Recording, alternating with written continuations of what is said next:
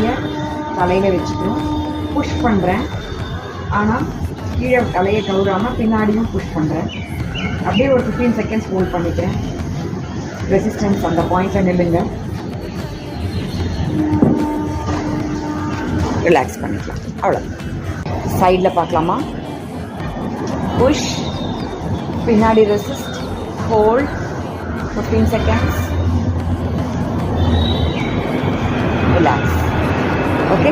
Second move next நீங்கள் என்னென்னு கேட்டிங்கன்னா, சீக்ஸ் புஷ் ரெசிஸ்ட். இந்த கையால் தலையை இப்படி தள்ள பார்க்கணும்.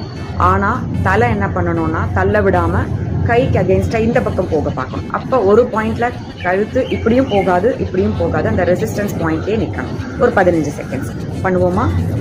பாருங்கள். ரைட் சைடு ஃபஸ்ட்டு பண்ணுறேன். கழுத்தை தள்ள பார்க்குறேன், ஆனால் கழுத்து தள்ள விடாமல்